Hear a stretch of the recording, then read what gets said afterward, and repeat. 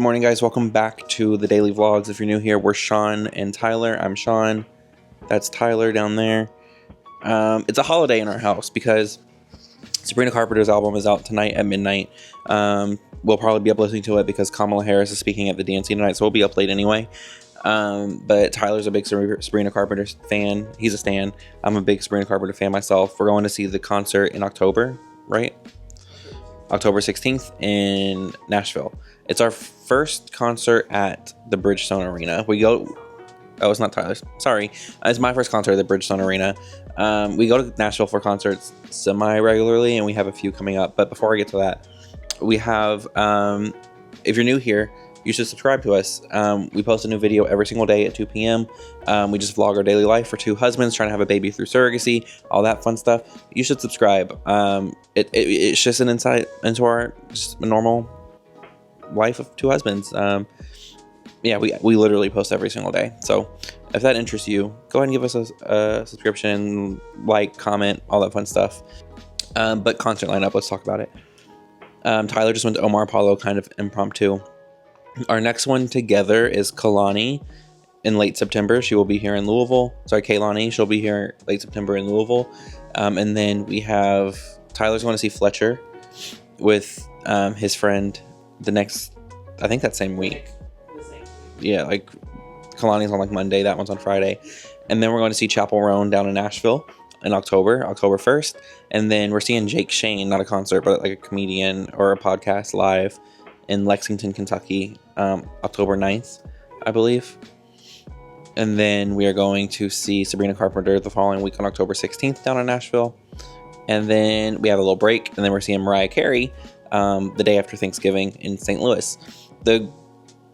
Kentucky has its flaws, but one of the best things about living in Louisville is we are a couple hours away from a lot of big cities. So bigger cities anyway. So when we want to go see a show or a concert, they're usually nearby. Sometimes they're here, like Kehlani's here, Beyonce was here, but like the bigger show, like Beyonce was a bigger show, but like, for example, we're not going, but the Eras Tour is up in Indianapolis, which is an hour and a half away. We're going to St. Louis, which is 3 hours away. Chicago is 4.5 hours away. Nashville is like 2.5 hours away. Like Columbus is 3 hours away. There's a lot of like opportunities for us to see shows. Cincinnati's an hour away. Nearby. So we go to a lot of concerts. We actually been to a lot less this year than last year. But yeah, that's our current concert lineup. Actually, that's the question today. Are you going to any more shows this year? Any concerts this year? We go to them all the time. Or yeah, who was your first concert? Sorry, we keep changing it. Who was your first concert? Mine was Troye Sivan, the Blue Neighborhood tour in 2015. Tyler's was Hillary Duff. He was 6 years old. And that's Dexter on the frame. All right. I gotta get my day started. I really gotta do this shit until I'm 65. Damn. Now I'm gonna retire early. That's the plan. How early? Depends. I like buying stuff, but retire early, that's the goal. So today is my least favorite day of the month, and let me tell you why. So let me get personal here for a second. I have to pay my student loans today. It's the 22nd, and my student loan payment is due on the 22nd of every month, and my student loan payment is crazy. So let me tell you a little bit about my education background, because I've mentioned it before. I went to college in Washington, D.C. I went to a private university, American University. I could not afford that university, but I did not know it at the time. It's the first in my family to go to college, just didn't know better, and was just like, student loans, everyone takes them, yada yada, didn't know better, whatever. My responsibility, I got it. Don't need you coming for me for that. But in doing that, I racked up a ton of student loan debt, and like to the tune of $200,000 student loan debt between that, my undergrad and my master's. That's crazy. If I had to do it again, I wouldn't do it that way. But like now it's like, I understand, I gotta pay for it. I wish student loan forgiveness would happen, but it probably wouldn't happen for me for a couple of reasons. One, our income level is good enough. And two, a lot of my loans are private. So when I was going through college the first time, which is crazy, I was 18 without a credit profile, but I got like student loans from Sallie Mae. And if I remember correctly, when I signed for them, the interest rates were like 15% or something nuts. And I just didn't know any better. I was 18 and no one in my family knew any better. And so I signed for student loans when I was like 18 years old and didn't really think much of them until I finished my master's degree in 2020, which thankfully interest rates were so low and I was able to refinance them in 2020. So now my interest rate for my student loans, I refinanced my private student loans with a company called LendKey. And my interest rate's pretty low on them now. So thankfully it cut like my monthly payment by like $700 just by reducing the interest rate. And then, so my student loan split's like 130. It was like 130 was my undergrad for in private loans, and then the rest were like public loans. I had smartened up a little bit by then, was for my master's degree. So I have my bachelor's degree is in public communications, strategic communications, like PR, and my master's is in PR. I don't do PR. So yeah, I wouldn't make those same decisions again, but those are the decisions that 18, 19, 20-year-old me made, that 27-year-old me is dealing with. So I mean, I've been making payments since 2020, and I've made progress on my student loans, but I always wait until the day they are due to pay them, just out of like agony. I hate paying these. And our goal is to like knock them out in a couple of years. I still owe maybe like 120,000 on them, on my privately held student loans. My publicly held student loans, they were in, you know, the COVID pause, whatever, for a long time. And so they haven't moved as much, but I've knocked like 20,000 off the principal on my private student loans in like the last couple of years. But to give you an idea of like where we stand on them, and like, we're good. Like, we are fine. I can afford the monthly payment, really no problem. I just don't like to make it. It like pains me. But so I'm about to make them, and you're gonna come do that with me.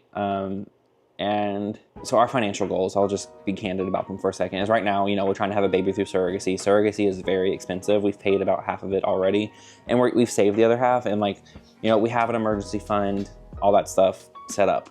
Great, good financial habits. As far as like our debt load goes, we don't really carry a lot of it. The student loans are like the biggest piece. My car is paid off. Tyler's car is like almost paid off. Like, it will be within a couple months, probably beginning of next year actually. And we don't carry like credit cards month to month, like we pay them every month. So we don't carry like a ton of debt. It's just like the balance of these student loans is so high, and Tyler has student loans, not nearly as much, but he has student loans as well. So we can pay them if we really wanted to, probably within a couple years. But our financial strategy right now, because I was able to refinance those loans a few years ago, it was like before Tyler and I like moved in together. So I've been paying them since 2021. Is right now, because we're trying to have a baby, we're in like the family planning stage. We are like hoarding as much cash as possible. And then hopefully we don't need it all, and we can then start like just throwing it at our various debts when the baby's here. Like, we have enough for surrogacy saved pretty much, and now we're just like hoarding cash. Like, that's just the name of the game until, especially because like Tyler got laid off earlier this year, and so, you know, we don't know what the economy's doing. So our plan right now is like, we're just hoarding as much cash as possible, and then, you know, we'll pay our debts off. But it's my least favorite day of the month for that reason. I hate paying my student loans, but you're gonna come do it with me, so I need to grab my wallet. And the university I went to is American University in Washington, D.C. I don't know if I said that already. And here's where I make my payment. You can see, I'm gonna blur some of this out, but my current balance is $122,566.57. I hate that for me. My total amount due is $943.98. That's my minimum payment every month. It's crazy, I know. And then obviously I don't have a basket balance because I pay it every month, so I'm gonna pay it and pray for me. I share this. I know it's a pretty personal thing to share, but I share it because, one, don't make the same student loan mistake that I did. I'm fine paying it. Like, it worked out for me. Like, it did work out for me. I earn enough to pay this payment comfortably, and because of some decisions I made, like, you know, I owned a business for a while and hoarded a lot of cash there, I'm able to afford this. But, you know, I think there's a stigma around student loans still, and like the balances people have, and I have a lot, but I also have an advanced degree. So yeah, I share it just as a moment of vulnerability. That's all. Not looking for forgiveness handout. It would be nice, but I'm not looking for it. That's my student loan story. Once we like get to the point where like the baby's here in like a year, and we like start really paying off, I'll post like progress updates with the balance going down. But like the way it is like so much of the payment goes to interest that it's really, I don't sign into this thing other than to like pay it. I will say, like, me and Tyler, since we got married, we've incorporated like a no new debt strategy. So like, obviously we both came into the marriage with debts. I came in with more, but we At the end of every month, we look down, we add up all of our assets, all of our liabilities, and we just calculate our net worth every month. And that's like a good marriage tip because we see the progress we make every month. We do track our finances very closely, and we track them together at the end of every month. It's a good little marriage pro tip I have, is to make sure you're both in on these conversations and that our goals are aligned. So our goals right now is obviously we're saving for a baby. You're trying to have a baby. Second, we're going to pay down like our loose end debt, like Tyler's car, which doesn't have that big of a balance. We think once we're done saving for baby stuff, we can probably do that in a month or two.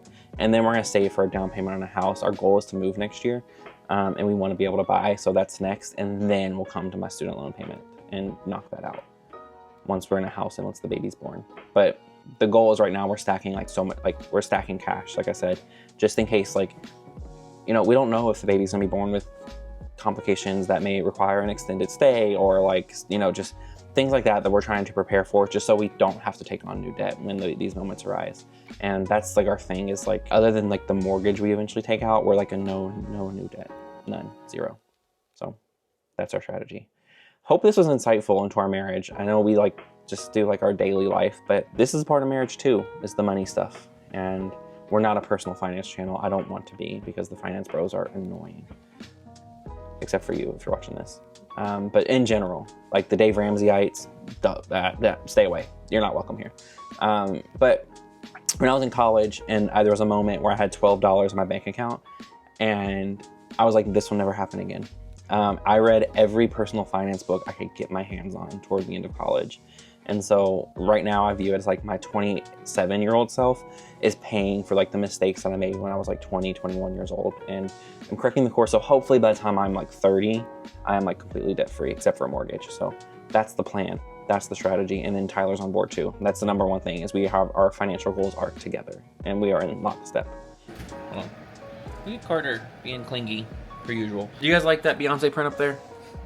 I moved it to the wall. That way I have like a backdrop in my meetings. I'm about to head to Orange Theory. Today is Catch Me If You Can. It's like a signature workout where the coach calls out at certain metrics and you have to be at a certain distance, or you have to get off the treadmill and like go do the weight floor. But some people don't get caught. I didn't get caught last time. So my goal is to not get caught. That's my only goal. I don't really care like I'm the fastest the whole day. Usually I just try to be the fastest in my class. But really with this one, my goal is just, you have to run at a pretty high speed for the whole time. So my goal is just to make it. Back from Orange Theory, I'm happy to report that I did not get caught. It was not my like personal best. I was like 0.1 miles from it, but I did not get caught. I hung in there. That's all that really mattered to me. Now I need to eat lunch. I need to shower. I'll fill y'all in on everything else later. I think I'm just gonna make a panini. I've been like alternating between making a panini and a turkey burger. Panini and a turkey burger. So today I think I'm gonna make a panini because I made a turkey burger yesterday. So this is the first time I'm trying to grow my hair out in the middle part. I've talked about it more than a couple times on the vlog. The bangs still need to like get longer, obviously, and grow. But what do y'all think? And don't be mean in the comments if you don't like it. And be like, not your best look. No need to be mean. But yeah, I'm still growing it out, obviously. But today was the first, like, I've been trying to, like, when I get out of the shower, mess around with it, move it around, and it hasn't been long enough really to do anything. Today was the first day that it did. That it moved. And it's actually like staying.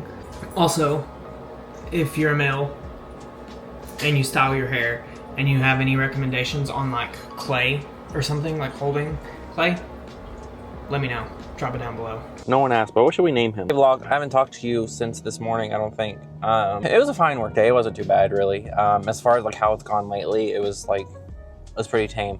We're going to my mom's house real quick. This is my like daily, just not daily, we don't do this every day, but 2 or 3 times a week.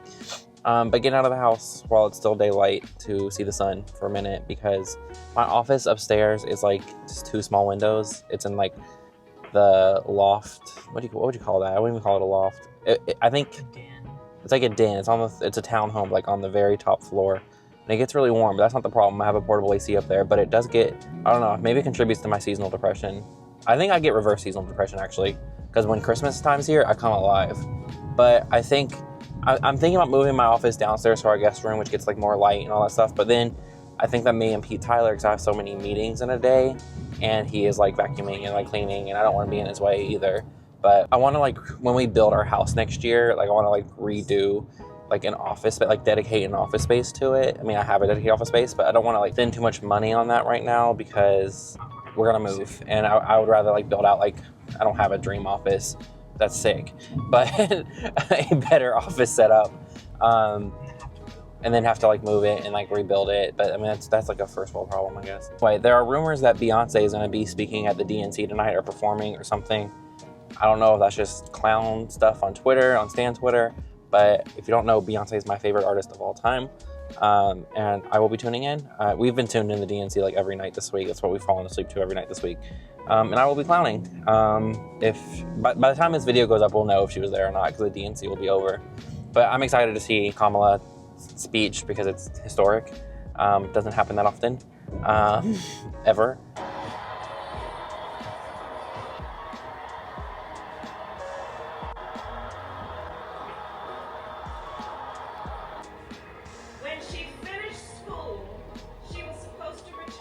I hate Beyonce. Giselle Knowles Carter. Actually, I love her more than anything, except for Tyler. But we just finished watching the DNC. It's almost midnight now. Kamala just finished speaking. Great speech. I enjoyed it. It's like one of those like where were you in American history moments, because like it's not that often you like see something happen. You're like, oh, whoa, that's historic. But obviously, first Black Asian American woman to accept the nomination of any major party in the United States. That was something to watch, and yeah. Pretty interesting. Beyonce did not show up. The rumor mills are going crazy, and like they knew what they were doing. Anyway, it's time for our nightly game of 365. We're not going to fall 5 days behind again. What is a boundary you have for yourself? Oh shit, I love boundaries. It's my favorite conversation to have. How long do we got? Yeah, we're on day 21. Boundary I have for myself. One is personal time. I think even in the happiest of relationships, we need our alone time. And it's not an attack on the other person. We want to be by ourselves. That's a big one. 2, family boundaries, I think, are super, super important. Like, I love his family, he loves mine, but I will never deliver bad news to his or be the communicator to his. Like, oh, we're not coming to Thanksgiving. That's his side he deals with. Same goes for me. That keeps us out of like, I love my in-laws personally. They're fantastic. It's never even been like a remote issue. But I think keeping family boundaries where they are, I think that's part of the reason why is I'm never like have to communicate like bad news to his family. Work boundaries I think are important. When I'm done working, I usually like to be done working. I don't know. I guess the first thing that comes to mind for me as far as like a boundary, I don't know. I guess personal time. Like I'm more introverted. Sean sent me something the other day. A tweet the other day that was like me. Sean sent me a tweet the other day that was like me going crazy when I don't get my 12 hours of nonverbal or whatever. Like I like a lot of time to just like do what I want to do, like take a bath, read, go work out, like whatever. Like those like little parts of my day are like very important to me. And like even it's also like obviously it's much easier for me to work out now, but like even when I was working, like I did take that hour every day to work out, like because I've been doing Orange Theory like 2 years now. So yeah, just personal time to do the things that enrich my life. And we've talked about that for when we have children one day, which obviously we're trying to go through surrogacy, that when our baby is here, like still making sure the other person has time for those activities that like enrich them and like gives them an identity outside of being a parent. Obviously this will be a beautiful thing that happens for us, but you know, we're still people outside of that, and like we're still people outside of each other. And then yeah, we spend a lot of time, we're married, we spend a lot of time together, but like when we do have children one day, you know, maybe it won't be like as often as we do or every day, but like still making sure that like You know, if Tyler has a workout class, maybe it won't be like the same time every day because babies kind of set their own schedules a little bit.